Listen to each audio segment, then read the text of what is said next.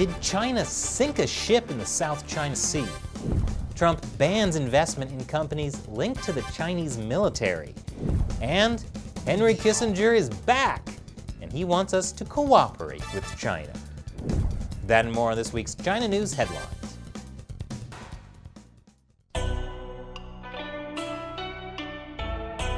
Welcome to China Uncensored. I'm Chris Chappell. This episode is sponsored by Surfshark. You should be using a VPN like Surfshark to protect your identity whenever you go online. The US military may be changing its operational calculations if new reports about Chinese missiles are true. Back in August, China launched a barrage of medium-range missiles into the South China Sea. It was viewed as retaliation for a US spy plane that flew over a Chinese naval drill just days before. Those missiles are what China calls aircraft carrier killers. It's all part of China's peaceful claims to the entire South China Sea. According to US defense officials, those missiles landed somewhere here, between China's Hainan Island and the disputed Paracel Islands. At first, it was believed those missiles just hit water.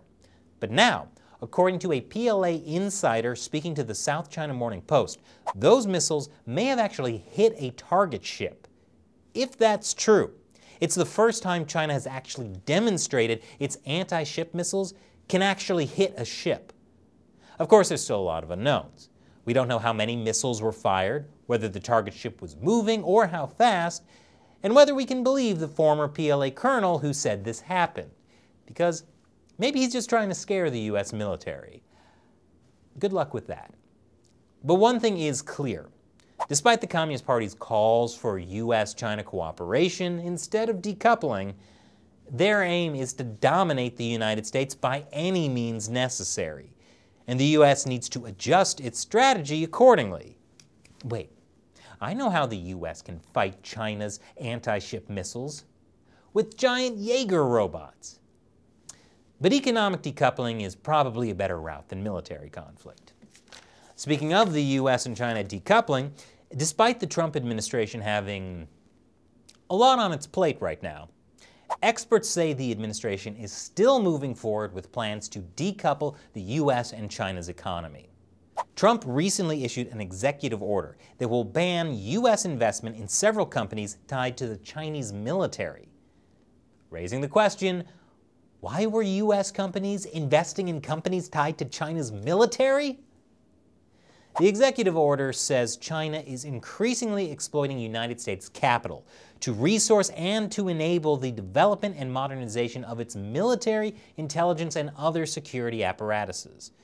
That includes weapons of mass destruction, advanced conventional weapons, and malicious cyber-enabled actions against the United States and its people. According to White House trade advisor Peter Navarro, these 31 Chinese companies represent at least $500 billion in market capitalization. God, that's a lot of money. Maybe I should invest in companies tied to the Chinese military. And if that sounds stupid, don't worry, there's a lot of stupid going around. Despite everything we know about the Chinese Communist Party, US companies just can't seem to quit the China market. This is the actual first line to that article. For some American businesses, having an office in China may help them weather the impact of the coronavirus pandemic. Think about that.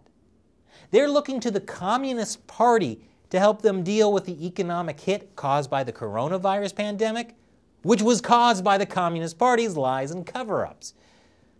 At least that's slightly better than this. German companies saying we're better off thanks to China. In what world could that possibly be true? With the US presidential election outcome still in progress, many US elites are hoping that Biden wins and that Biden would reset US-China relations to what they were before the Trump administration. Which is why the specter of Henry Kissinger has risen once again, calling on Biden to restore relationships with China. I mean, if the state-run People's Daily is praising Kissinger, his ideas must be great for the Chinese Communist Party. Kissinger made his remarks at the Bloomberg New Economy Forum. Fun fact, you can join the conversation on the New Economy Forum using WeChat, a Chinese mobile app that the US government has called a national security threat. Anyway, Henry Kissinger said unless China and the US can cooperate, the world will slide into a catastrophe comparable to World War I, which is insane. America's engagement with and investment in China are precisely what have enabled China to fund its militarization, which at this point could lead to World War III. And who was it starting in the 1970s that kept pushing for closer US-China engagement? Hey, if there's another world war, I wonder which side Germany would be on. This week was the one-year anniversary of when Hong Kong police laid siege to the Hong Kong Polytechnic University. Police were trying to arrest hundreds of protesters who got trapped inside the university. The police greeted unarmed protesters with brutal force, and they turned the school into a war zone. At one point, protesters had to rappel out of the campus to be picked up by volunteers on motorbikes. Just one more reason why school can be a dangerous place for young people. The Chinese regime's crackdown on Hong Kong is a stern warning about what might happen in Taiwan if the Chinese Communist Party seized power there. And a growing US-Taiwan alliance is making such a scenario less and less likely. Secretary of State Mike Pompeo made the unprecedented move to come out and say Taiwan is not part of China. China responded by warning of action, whatever that means. Only Henry Kissinger can save us now. But there is some good news for relations between China and the UK, at least. A British diplomat saved a Chinese college student from drowning.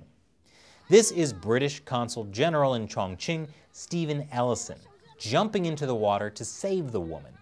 Someone throws in a flotation device, and then Ellison swims her to that, and they're both safely pulled out of the water. The woman later recovered. This video went viral in China, and the 61-year-old is being hailed a hero.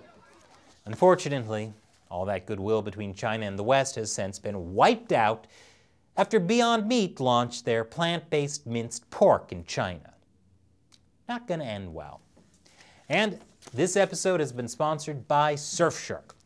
Whenever you go online, you should be using a VPN like Surfshark to protect your identity, because governments and your internet service provider may be watching you. And while protecting your identity online is important, there's also another advantage to using a VPN. You can access websites that are only available in other countries. For example, let's say you want to watch a movie about giant Jaegers, like Pacific Rim. But you can't access Pacific Rim on Netflix in the US. So, use Surfshark to switch your location to Canada, log in again, and there it is.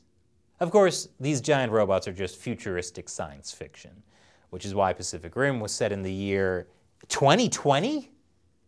I'm not sure whether I'd want that this year or not.